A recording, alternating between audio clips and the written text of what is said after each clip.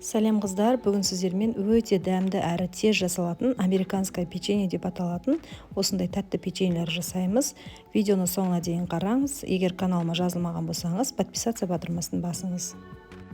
Бұл печеньелерімізді жасау үшін алдымен ыдысымызға 2 жұмыртқамызды саламыз. Жұмыртқа орташа көлемдегі болады. Және де үстіне қантымызды салып, қант толық ерігенге дейін осылай венчикпен жақсылап араластырамыз. Бұл печеньеге қосылатын заттардың барлығын алдын ала бөлме температурасына қойып қоямыз.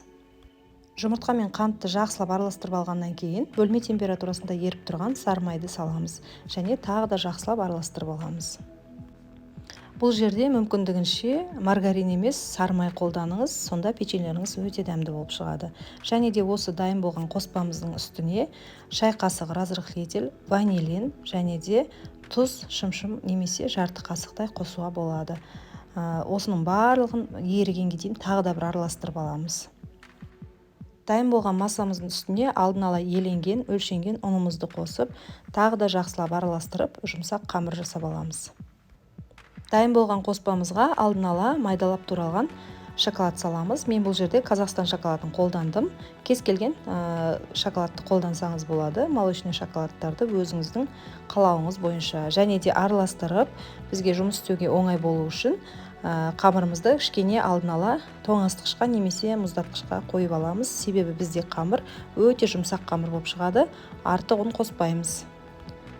Біздің қамырымыз морозильникте осылай кішкене қатты, яғни қоюланды. Осылай алдын ала формасын өлшеп аламыз. Мен шамамен 45-50 граммнан бөлдім. Осылай дөңгелектеп пергаментімізге тізіп шығамыз. Барлығын осылай бірдей форма беріп дөңгелектеп тізіп аламыз. Және де пешімізді алдын ала 180 градусқа қыздырып қоямыз. Бұл печеньелерді бірден ыстық пешке салуымыз керек, себебі пеш қызбай тұрса, бізде майлы қамыр болғаннан кейін печеньеміз езіліп ағып кетуі де мүмкін. Сол себепті пешті алдын ала қыздырып қоюды ұмытпаймыз. 180 градуста 15-20 минутта пісіп шығады. Біздің печеньелеріміз өте тез арада пісіп шығады. Көріп тұрғандарыңыздай 15-18 минуттың ішінде пісті, және де осылай өте әдемі болып шықты. Жасап көріңіздер. Егер де мен каналыма жазылмаған болсаңыз, жазылып қойыңыз. Менің каналымда бұдан да басқа көптеген рецепттерді таба аласыздар.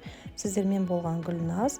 Жұмыстарыңызды отчет ретінде жасап жіберсеңіздер болады. Пісіріп көріңіздер. Ас болсын. Менімен бірге болғандарыңызға рахмет.